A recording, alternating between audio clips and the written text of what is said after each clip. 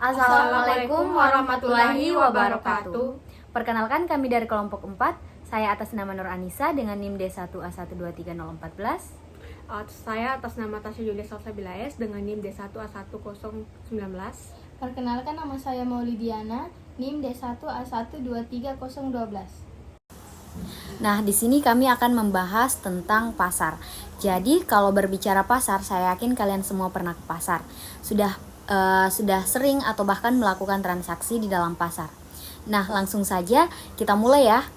Nah, kalau dikatakan pasar itu adalah tempat bertemunya penjual dan pembeli untuk melakukan transaksi jual beli barang atau jasa. Nah, di sini pasar digolongkan menjadi 3, yaitu yang pertama menurut waktu. Di mana yang pertama disebut pasar harian. Nah, pasar harian ini adalah pasar yang setiap hari buka. Kemudian yang kedua pasar mingguan. Nah, pasar mingguan ini seperti pasar kaget yang setiap minggu bukanya. Kemudian dia itu seminggu 2 kali. Kemudian menurut penggolongan ada yang disebut dengan pasar yang namanya adalah pasar abstrak. Nah, pasar abstrak ini adalah dia itu berarti tidak bisa kita lihat atau kita tidak bisa rasakan manfaatnya, seperti misalkan pasar uang atau pasar modal.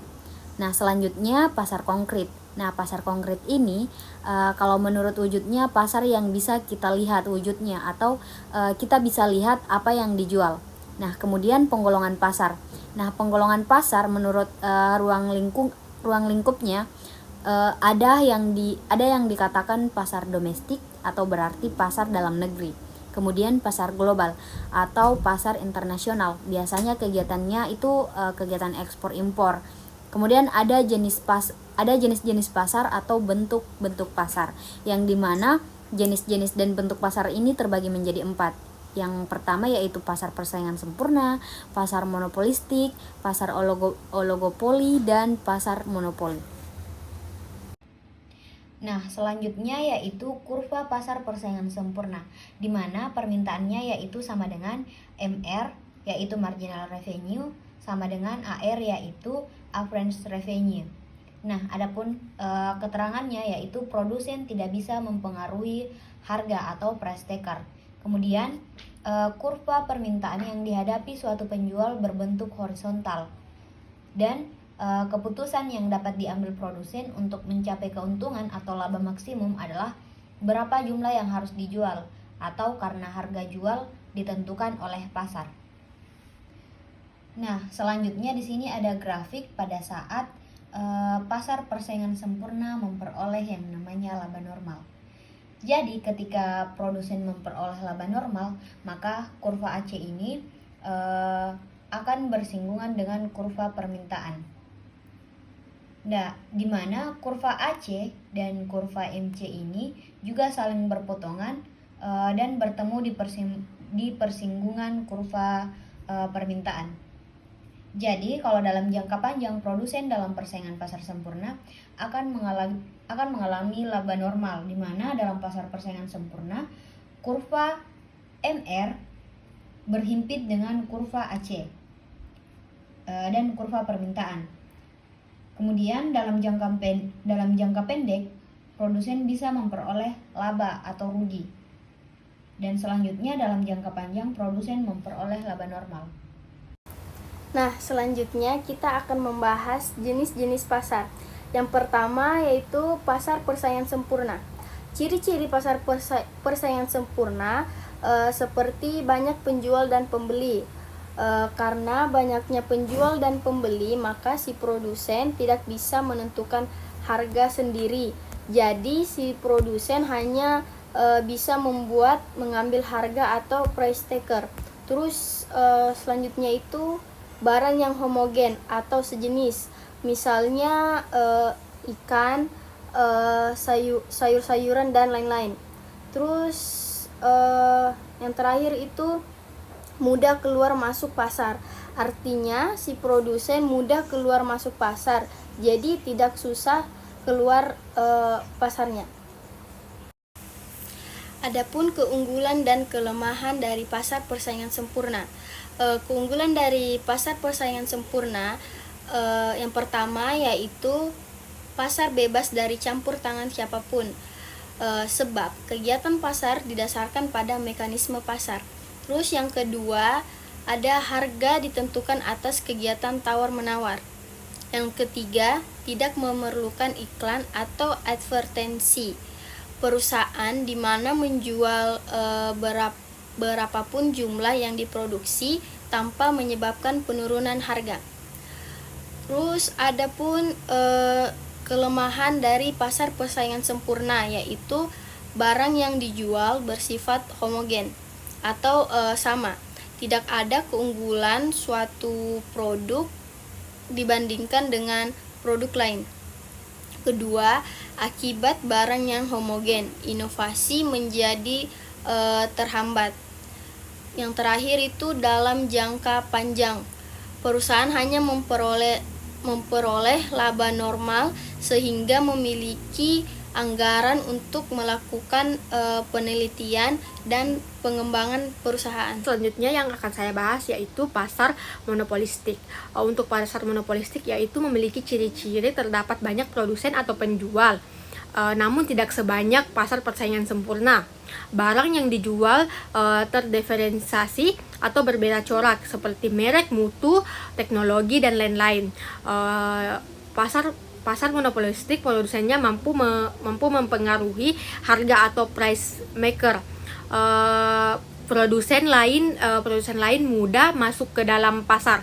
Namun produsen yang ingin masuk ke dalam pasar, masuki pasar harus mampu menciptakan produk dengan jenis berbeda dan lebih menarik dari produk lainnya.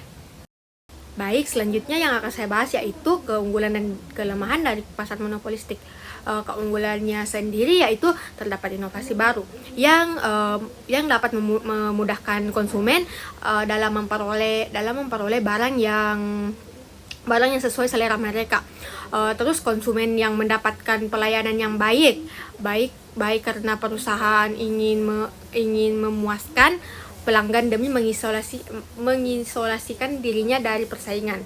Terus kelemahannya sendiri yaitu biaya promosinya mahal, terus terjadi pemborosan sumber daya, dan konsumennya membayar harga barang yang lebih tinggi dari marginal cost-nya. Selanjutnya saya akan membahas pasar oligopoli. Adapun ciri-ciri pasar oligopoli yaitu terdapat banyak pembeli di pasar, hanya ada beberapa penjual. Produknya bisa bersifat homogen dan bisa juga berbeda, namun memenuhi standar tertentu. Sulit untuk masuk ke dalam pasar, penggunaan iklan sangat intensif, pengambilan keputusan antara perusahaan sangat mempengaruhi. Misalnya salah satu penjual menurunkan harga atau memberikan diskon, maka penjual yang lain akan melakukan reaksi yang sama, yaitu melakukan hal yang sama, yaitu memberikan diskon atau potongan harga. Nah, selanjutnya yaitu kurva pasar oligopoli, di mana akibat dari aksi reaksi antar perusahaan, maka bentuk kurva permintaan yang dihadapi oligopoli adalah patah atau Kincaid demand curve, di mana ketika kalian mendengar kalimat Kincaid demand curve berarti dia berada di pasar oligopoli. Di mana ketika semisal kalau perusahaan menurunkan harga atau memberikan diskon dari P1 ke P2 atau harga yang pertama ke harga yang kedua, perusahaan hanya akan memperoleh tambahan permintaan sedikit sekali dari Q1 sampai dengan Q2. Hal ini karena kebijakan menurunkan harga akan segera diikuti oleh perusahaan-perusahaan lainnya. Semisal ketika saya membuka usaha yaitu menjual handphone, misalkan mereknya handphone A, B, C sampai Z. Terus saya turunkan harganya dan kemudian saya memberikan potongan harga atau diskon. Otomatis orang-orang atau pelanggan akan datang ke saya, tetapi yang datang ke saya tidak sebanyak yang saya harapkan. Kenapa demikian? Karena perusahaan yang lain akan melakukan hal yang sama juga seperti halnya yang saya lakukan. Makanya tambahan permintaannya sedikit. Makanya tambahan permintaannya sedikit dan kurvanya berbentuk patah. sebaliknya, apabila perusahaan menaikkan harga atau Q3, perusahaan akan kehilangan permintaan yang sangat banyak. Sebab hal tersebut tidak diikuti oleh perusahaan lain, yaitu Q1 dan Q1, Q2 dan Q3 atau Q1 ke Q3. Baik, selanjutnya saya akan membahas keunggulan dan kelemahan dari pasar oligopoli. Untuk keunggulannya sendiri yaitu dengan adanya pasar oligopoli, penerapan teknologi baru, produsen mampu melakukan penelitian dan mengembangkan produk. Terus adanya kebebasan memilih bagi pembeli. Terus iklan sebagai efisien dalam menjalankan kegiatan produksi. Selanjutnya, kelemahan dari pasar oligopoli yaitu produsen yang telah memiliki modal besar dapat menutup pasar bagi produsen produk sejenisnya. Untuk memasuki pasar dibutuhkan modal yang sangat besar. Adanya persaingan dari produsen untuk mendapatkan pasar. Selanjutnya, pasar monopoli. Adapun ciri-ciri pasar monopoli yaitu yang pertama, hanya ada satu penjual saja. Yang kedua, tidak ada saingan di pasar, baik secara nyata maupun secara potensial. Terus yang ketiga, sulit masuk ke dalam pasar. Yang terakhir, tidak ada barang substitusinya.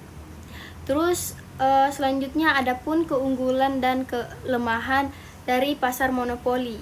Yang pertama, keunggulan dari pasar monopoli menghindari produk-produk tiruan dan persaingan yang tidak bermanfaat.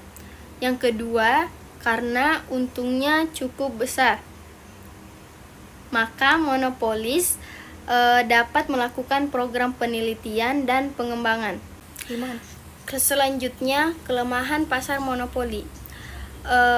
Yang pertama itu terdapat unsur eksploitasi baik terhadap konsumen maupun pekerja, karena di pasar monopoli selalu berproduksi pada price lebih besar daripada marginal cost.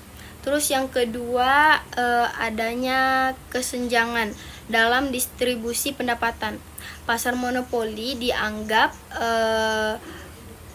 berproduksi secara tidak efisien karena berproduksi tidak ada biaya rata-rata atau minimum.